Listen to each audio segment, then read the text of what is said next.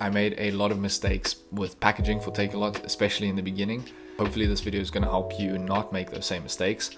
I have a shipment where I'm sending 65 items to Takealot. I thought that this would be the perfect time to record this video, especially after our last video sending stock to Takealot. We had a ton of comments and requests to talk about packaging. So let's just jump straight in. When you are ready to send it and you say mark shipment as shipped, it will give you this little bit of a reminder, this little checklist, which isn't the clearest, but it is helpful. And so we'll basically be covering these items: affix product labels to each item, affix shipping labels to each box or package in the shipment, print 2 copies of the shipping note, even though this doesn't explain to you where to put the shipping note, so that's one of the big mistakes I made. And have you indicated how many boxes or packages are in the shipment on the shipping note and numbered each box or package on the shipping label? Pretty confusing, right? Especially if it's your first few times. And then requested your DC booking date. So number 5 over there that you can see, that's obviously what we covered in the last video, but let's go through 1 to 4 real quick. For this shipment, I'm basically just sending some of our coffee equipment to Takealot. So first things first, we're going to attach our product labels onto our products. For this example, I'm going to take my black scale, little one. We're just going to go through 1 year. And these are the scales that we send to Takealot. Now, we get these manufactured and we package them ourselves. So there's no barcode anyway. So I can place this anywhere I want that's in a clear place for Takealot staff to see. So for myself, I always just put it on the right hand side, bottom corner. And that's pretty much as simple as that. And you're going to do that with all of your packages. Now, the rule with any box like this that doesn't have plastic wrapping around it, so whether you're selling a book, whatever the case is, in our case scales or some electronics, if it's not wrapped with plastic and it can be open like this, you need to have a clear seal sticker put on as well. Let me show you that. Now, I just got this little roll from a packaging store which has a bunch of round clear stickers on, literally just a small clear round sticker, and that just needs to be placed over the box over here to show that it hasn't been tampered with. Now, obviously someone could just take the sticker off and put it back, but that's the rules. As long as the box has that little seal sticker on, it's actually good to be sent to Takealot like this, right? In terms of the packaging. Now, if you were selling something that is not your product, say for example this book, Marketing Made Simple, great book by the way, that has a barcode of its own on, you would need to place your little product label over this existing barcode so that Takealot isn't confused where they scan when an order comes in. Just make sure if you are selling someone else's product that you do sticker your product label over any existing barcode. Something like this would also need to be wrapped in plastic as an example. The product labels is probably the simplest and easiest part. Once you've put your product labels on all of your products, we're now ready to pack that, and we need to pack that into a box for Takealot to accept. Now, it can be a brand new unbranded box, or you can just recycle boxes. I do that plenty of times. You just want to make sure that the box doesn't have any previous stickers from Takealot on or barcodes. If they do in the past, I've just put a blank sticker over it, ripped it off, or rubbed over it with a permanent marker just to cover it up. So Takealot and your courier is not going to be scanning the wrong barcodes. I definitely like to do that just to recycle any boxes I've gotten from previous orders, or that just may be laying around the house, or maybe from your friends, because again, that's saving some money on the packaging, and Takealot's just going to chuck it away in any case. But sometimes we do need to use plain boxes. Now, for this particular shipment, I actually need to ship multiple boxes, both to Cape Town and to Joburg. I think that I'm going to need at least 3 boxes to Joburg and maybe 2 boxes to Cape Town. Takealot has a rule that any box that you send to them with your items inside needs to be able to survive a 1 meter drop test. Meaning that once I put all of my scales and barista cloths and everything else inside the box and I package that up for Takealot, that box needs to be able to be dropped from 1 meter high without damaging the products inside.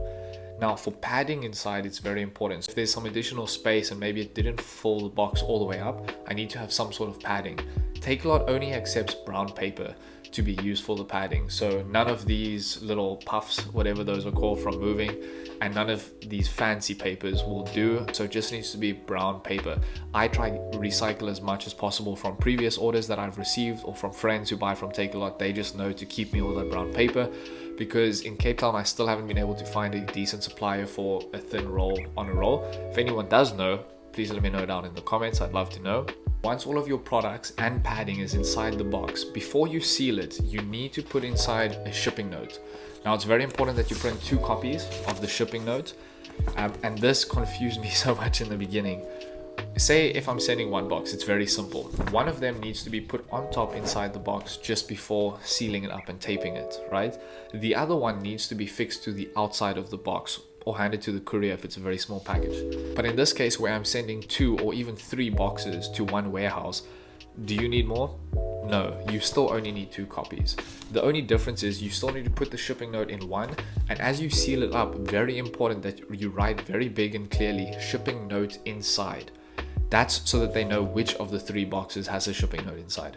So you still only need 2 copies. The second one will just be attached to the outside of any box, preferably the same one that has one in the inside. Just makes it simple for Takealot. On the shipping note, it is important that the section over here says total boxes. You need to put inside how many total boxes you have. So if you're sending one, just put 1. In my case where I'm sending 2 or 3, I'll put that down there as well, so that if a box goes missing and they only receive 2, but it says here that there's 3, they'll know that something's gone wrong and they'll be able to deal with your courier.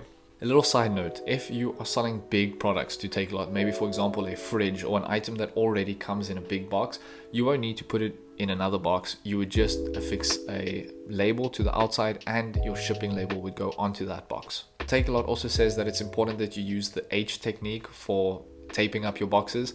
To be quite honest, I do it about half the time just out of laziness, but I've never had any handling issues from the courier guy specifically. Like I've mentioned, that's who I prefer to use.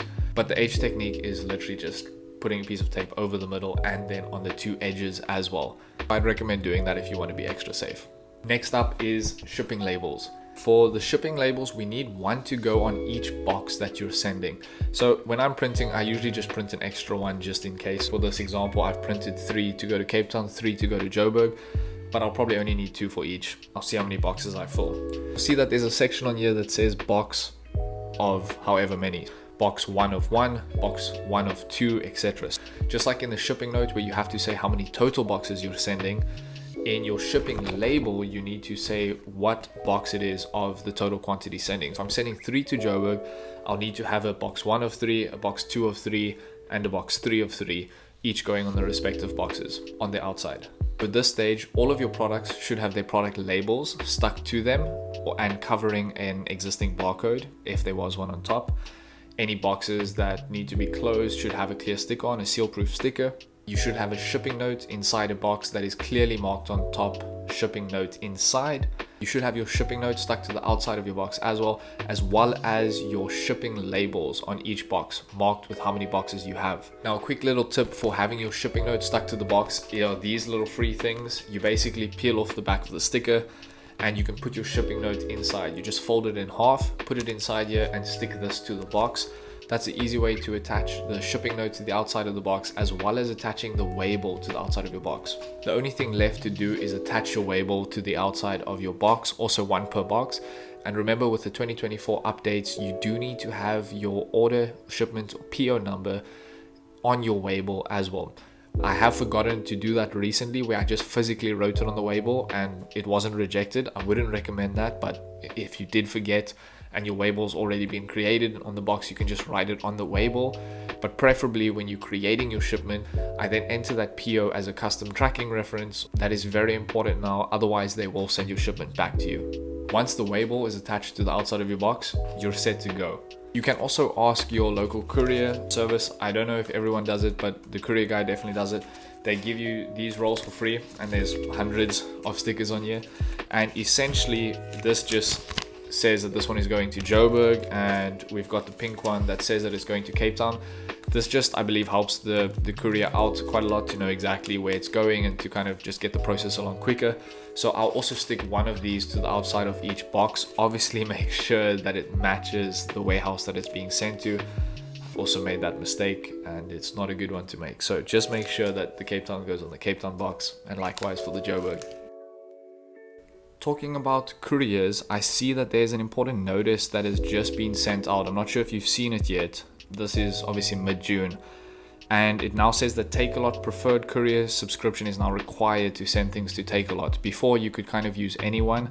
I don't know the full list. I know that you can find it online. But it says here to successfully proceed your booking, you need to have the following. You must have an active subscription with your selected Takealot preferred couriers, and the Waybill obviously needs to correspond with a valid Waybill from Takealot Courier, and please verify those details.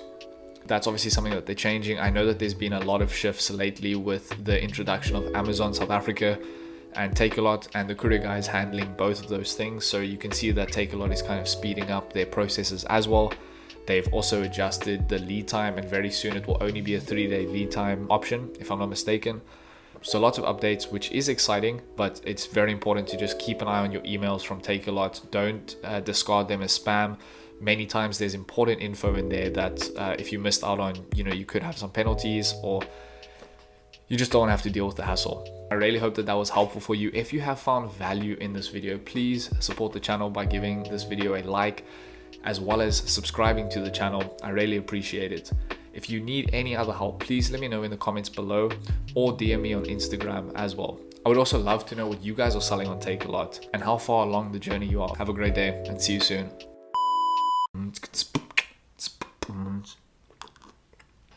All right.